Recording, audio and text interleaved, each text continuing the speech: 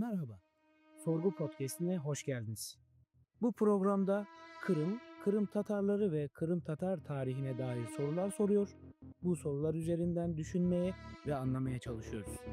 Her bölümde farklı bir konuyu hem geçmişin izleriyle hem de bugünün gerçekliğiyle ele alıyoruz. Ben Aru Aysa, yanımda Kalakay var. Hazırsanız sorgu başlıyor. Başladı. O konu abi. Kırım Tatarlarının edebiyatında sürgün teması. Bugünkü podcast'imizde Kırım Tatarlarının edebiyatında sıkça işlenen sürgün temasından ve bu tema üzerinden topluluğun yaşadığı tarihsel, toplumsal ve psikolojik zorluklardan bahsetmek istiyoruz. Kırım Tatarları tarihte büyük acılar ve zorunlu göçlerle karşılaşmış bir topluluk. Özellikle 1944'te yaşanan Sovyet sürgünü, Kırım Tatarlarının kolektif hafızasından derin bir iz bırakmıştır. Ve bu acı deneyim edebiyatlarında da güçlü bir tema olarak kendini göstermektedir.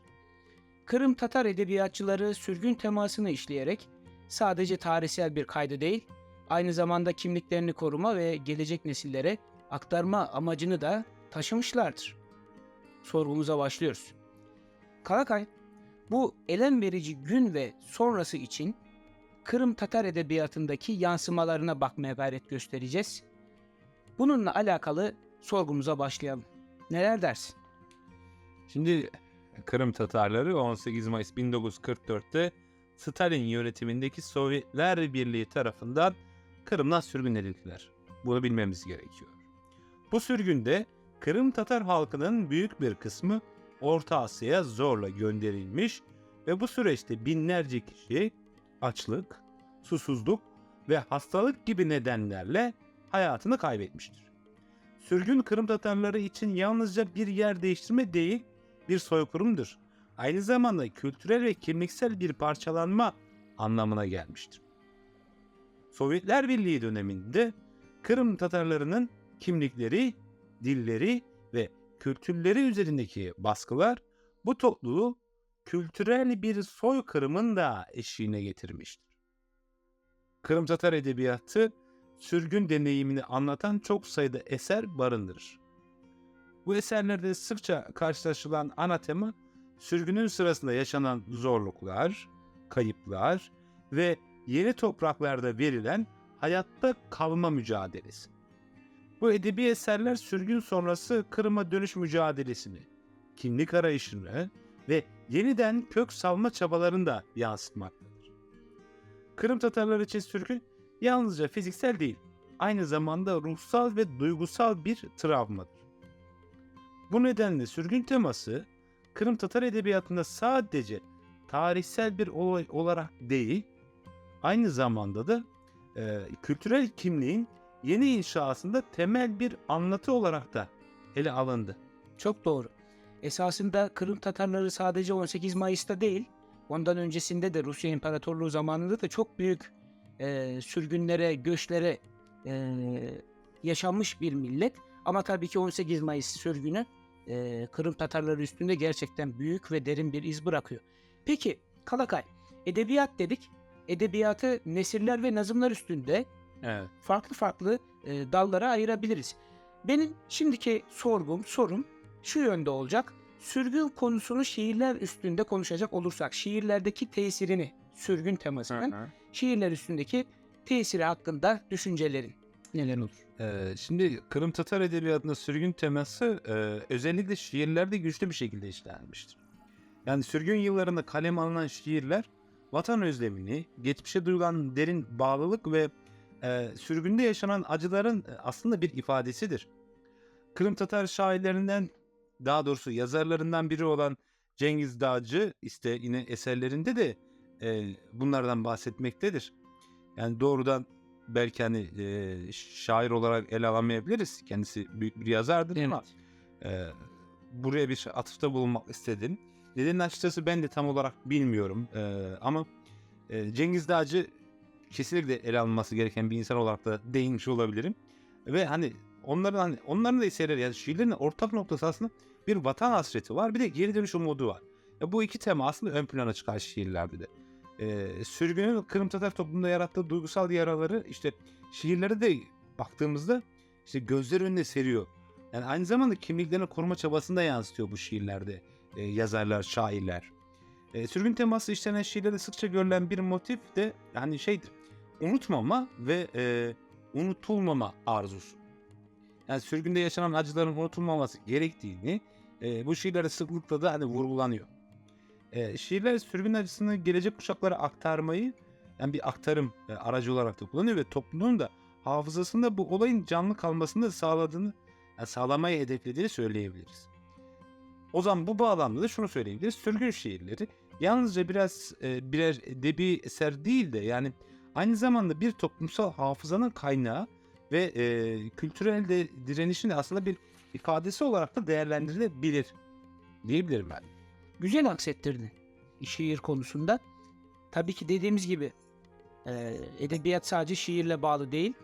Düz yazılar da ya da öyküler, hikayeler, romanlarla da karşımıza çıkıyor. Peki romanlarda sürgün temasından bahsedecek olursak ne şekilde kullanılıyor romanlarda sürgün teması? Evet, şimdi aslında Cengiz Dağcı'ya geleceğiz. Evet.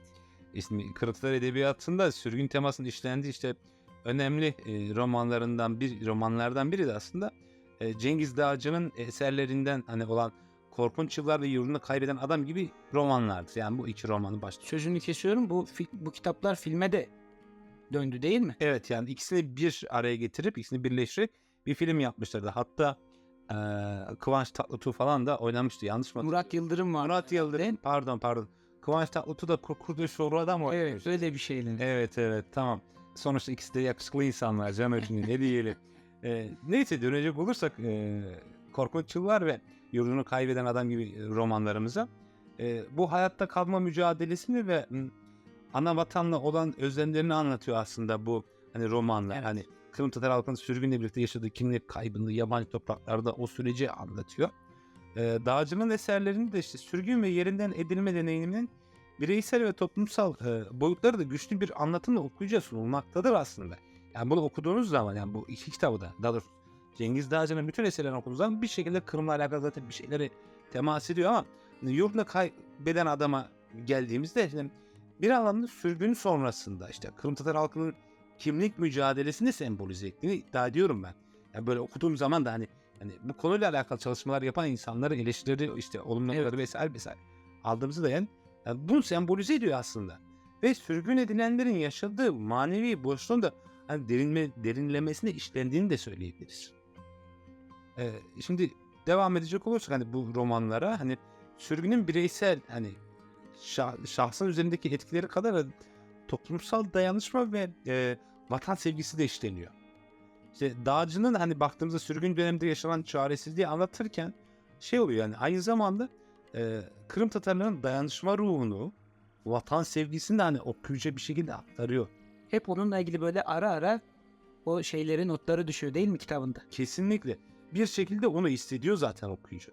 Romanların ana karakterleri de bir yandan hani kimliklerini korumak için mücadele ediyorlar.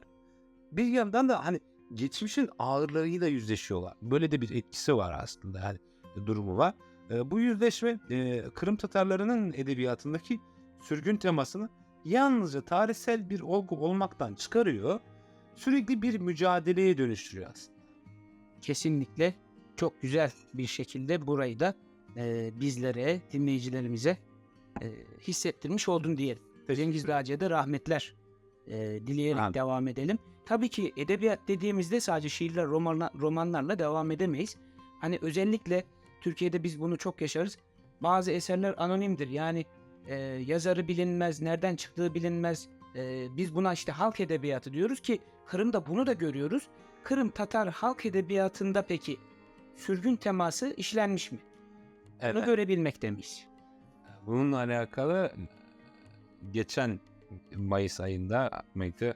Geçen seneki 18 Mayıs programındaydı. Konya Derneği'nde bizim hazırladığımız bir belgeseli sunmuştuk gelen misafirlerimize ve ondan sonra da bizim arşivimizde YTB'nin kaydıydı herhalde bilmiyorum ama Ural Dağı diye bir hani Evet. harita vardı. Evet. 18 Mayıs'la alakalı, Kırım Tatar sürgünüyle alakalı. Doğrudan o aklıma geldi mesela sen halk edebiyatı deyince. İşte yazılı olmayan edebiyat kısmına geldiğin zaman böyle hani güzel bir fon kullanmışlar. Çok güzeldi yani o. Yani şöyle çok güzeldi. İyi ki kayda almışlar. İyi ki kayda. Çok iyi olmuş. Şimdi gelecek olursak eğer birazcık girizgah olsun tuttum. Kırım Tatarlarının sürgün deneyimi yalnızca hani demin söylediğim yazılı eserlerde değil. Yani halk edebiyatında da güçlü bir yeri var. Ural Dağı olduğu gibi. Kırım Tatar halk şarkıları ve destanları yani destanlar artık çok fazla giremeyiz ama işte nasıl diyelim sürgün yılların acı hatıralarını canlı tutmak için işte bu şeyler bir araç haline gelmiştir. Ya esasında lafını kesiyorum ama özellikle sürgünü bizzat yaşayan insanların sürgün sonrasında da yaşam mücadeleleri esasında hani Evet. parantez içerisinde bir destan olarak da Değinilebilir. yani Eklenebilir. burası bence böyle bir yorumlanabilir. Hatta şöyle söyleyebiliriz. 1960'larla birlikte başlayan o milli mücadelenin böyle bir hareketli dönemini aldığımız aslında o dönemden 91'e kadar bir destansı bir dönem olarak da kabul edebiliriz yani verilen mücadele. Yani destan diyemeyiz. Destan özellikle bir yazı görüyoruz diyemeyiz ama Evet. yaşananların gerçekten destansı bir hikaye olduğu önümüze serili. Kesin. Katılıyorum. Halk şarkılarına mesela geldiğimizde de vatan özlemi, sürgün sırasında kaybedilen yakınların anısı ve Kırım'a geri dönme isteği dile getiriliyor sürekli. Ural Dağı'nda da aynı bu şekilde görüyoruz bunu. Bu şarkılar, bu şeyler sürgünün yarattığı travmanın ve kültürel kayıpların unutulmamasını sağlıyor. Bununla birlikte de topluluğun da dayanışmasını pekiştiriyor aslında bunlar. Sürgün dönemi halk edebiyatının öne çıkan unsurlardan biri de umut. Yani şu anda bugün de bile olan temamız umuttur. Umut temasının canlı tutulduğu görülüyor. Sürgünle yaşanan tüm zorluklara rağmen Kırım Tatar halk edebiyatında bir gün vatanlarına dönecekleri umudu sürekli ama sürekli işleniyor. Evet. İşte bu şarkılar, konuşmalar, işte destansı mücadele içerisinde Kırım Tatarların kültürel hafızasının bir parçası olarak geçmişten bugüne taşınmış ve topluluk içinde güçlü bir dayanışma duygusunun oluşmasına da katkıda bulunduğunu iddia edebiliriz. Ural Dağı dedin. Evet. Halk edebiyatıyla alakalı. Benim de sen anlatırken bir şarkı Kırım Tatarı olsun olmasın Kırım denilince insanların aklına ilk gelen böyle bir şarkı bir türkümüz var. Ben bu yerde yaşamadım, yaşadığıma doyamadım. Vatanıma hasret kaldım ey güzel Kırım. Bu da bir halk edebiyatından çıkma bir şiirle ortaya çıkmış bir yırımız, şarkımız. Kamuoyuna da mal olmuş bir eser. Kesinlikle. Dediğim gibi altını çiziyorum. Kırım Tatarı olsun olmasın Kırım'la alakalı bir konuyu özellikle Kırım sürgününü duyan biri bu şarkıyı hatırlıyor ve dinlemiş oluyor. Peki Kalakay, sorgumuzun devamında sürgün temasının günümüzdeki etkileri ne konuşacak olursak karşımıza nasıl çıkmakta? Evet aslında çok güzel bir şey. Yani şöyle ki nasıl diyebiliriz bunu biliyor musun? Yani Ayağı düşündü. şöyle düşündüm aslında. Şimdi 1944'e gideceğim. Sonra bir işte bir 70 yıl kadar yani aşağı yukarı tam 70 yıl olmuyor ama 69 yıl 11 ay kadar 10 ay kadar falan. Sonrasında geleceğim. Yine bir sürgün olmasa da yine bir baskı dönemi karşımıza çıkıyor. Şimdi üzerinden 11 yıl geçmiş bir işgal süreci var. Böyle totalde baktığımızda böyle şeyler var. Şimdi şöyle hani diyebiliriz konuyla alakalı. Sürgün temasının Kırım Tatar edebiyatında bu denli güçlü bir şekilde işlenmesi şöyle ki toplumun kimlik inşasında yani Kırım Tatar milletinin kimlik inşasında ve kültürel sürekliliğinde önemli bir rol oynar.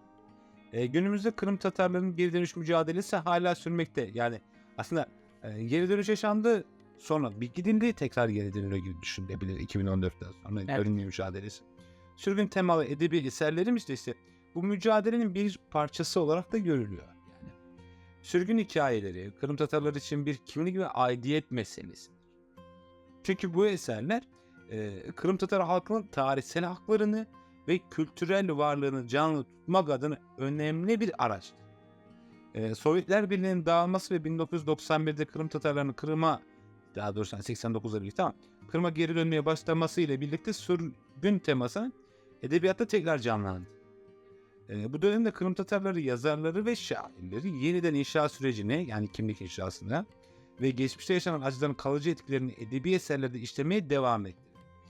Demin dediğimiz 2014 yılında Rusya'nın Kırım'ı işgal etmesiyle Kırım Tatarlarının geleceği yeniden belirsiz bir hale alıyor. Ancak bu sürgün teması bu toplumun kültürel dayanıklılığını simgeleyen bir unsur olmaya da devam ediyor diyebiliriz. Peki, teşekkür ediyorum Kalakay. Rica ederim. Bu sorgumuzu da nihayetlendirecek olursak, Kırım Tatar edebiyatında sürgün teması, Kırım Tatar halkının kimlik inşasında ve kültürel hafızasının korunmasında büyük bir